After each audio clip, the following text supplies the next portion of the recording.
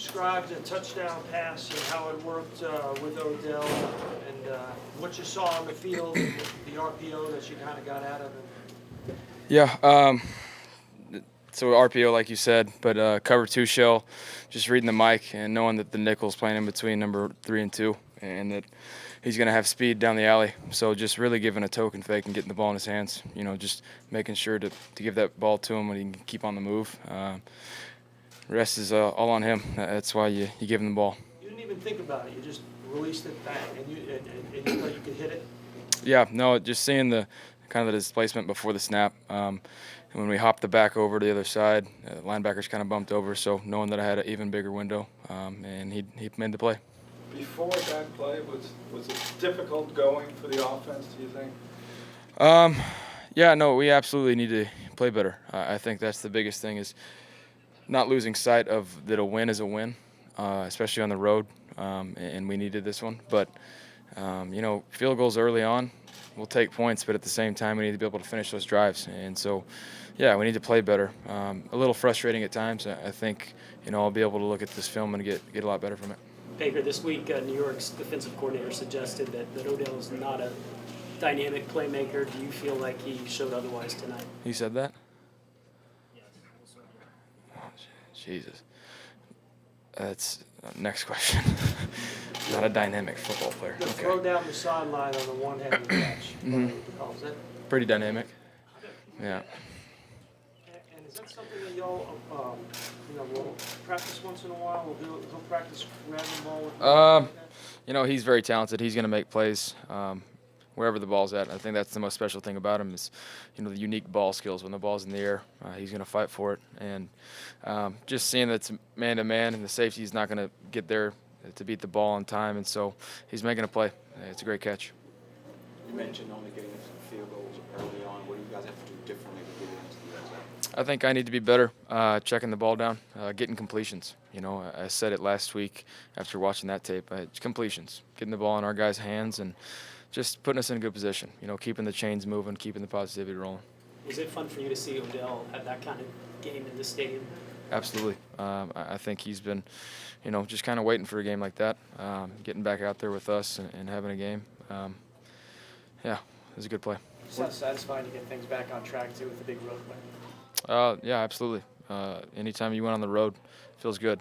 You want to go out on the road and steal a couple victories throughout the season, and it's a good start for us. It's great for our mentality going forward. And, like I said, it's a win, and we're going to take that and keep that rolling. But at the same time, there's a lot to learn from this one and get better from. What does it do for you in the offense when you know that you have Odell Beckham Jr. and he can change the game just like that with a back-breaking play like that? That's how explosive we can be, and that's the type of thing that, like I'm saying about getting completions. It's not like that was a long throw that we had to really scheme something up to protect it and hold on to the ball and throw it down the field. Just getting the ball in his hands, and that's what I'm saying, getting it in the playmaker's hands. And so he's a big difference maker when it comes down to it. Was it frustrating? How difficult is it to have patience when you know you have this talent to make big plays? I think it's kind of a learning curve, knowing that needing to know when I need to take my shots and then check the ball down and get completions. So it's a little difficult at times, but at the same time, like I keep harping on, just getting completions. Was it frustrating that he got taken off the field at a crucial point in the game on the first drive for Absolutely. Visor? Yeah, it's first drive into the red zone. You want him there, especially to kind of see what they're going to play, how they're going to line up to him in the red zone. Yeah, I'd love to have him in there. Baker, he had that moment, and then late in the first half he ran off, he got shaken up. Was it nice to see him kind of overcome some adversity? Yeah, he cramped up. He just needs to hydrate better. Was the difficulty of the night because of your offense not executing, or was it Greg Williams' defense doing something that caused that difficulty? Once again, I think it was us hurting ourselves. Not to say that they didn't have a good scheme and they weren't playing hard, but completions, making sure we get the chains moving. I think it falls back on us just doing our job. Baker, do you think given the setting and given what Greg Williams said about Odell, do you think Odell came in extra motivated today? What did you say? No, I think that's the difference of what we see inside the lines, in the locker room is he's a he's a guy that's motivated no matter what. When the lights come on a Sunday or Monday in this situation, that he's going to turn it on. And so he's a special guy that loves when games played. What did you think of Nick Chubb's night and the touchdown run? He's our workhorse. It was a great run. That first touchdown breaking tackles. I think we need to continue that. If teams are going to line up and play some of this stuff that we're getting to see, we need to keep running the ball well. Guys up front, and Nick are running well. Losing David early on too, I guess how much did that affect you? Yeah, that hurts. Just game plan wise, he's getting a lot of reps and doing all the practice for it. But I think when we look back at the tape and having Ricky Seals-Jones be able to step up and come in there when we had our 3 tight end package, that's really the big difference. I think it's difficult. I'm not sure the severity of the injury, but we'll see. Miles being dominant on the other side of the ball, did Yeah. you have an opportunity, did that kind of fire you guys up on offense too a little bit, him playing like that? Defense played great, pinned them back. We were able to get punts and get the ball around midfield, which is why for me it was frustrating us not playing as well and me not playing as well and getting more touchdowns out of it instead of field goals.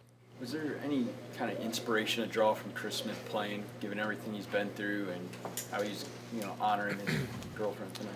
Yeah, I think Chris coming back to practice and his family and Patar's family being there last week was good to see him come back and be around us. Yeah, absolutely, we're going to play for that guy.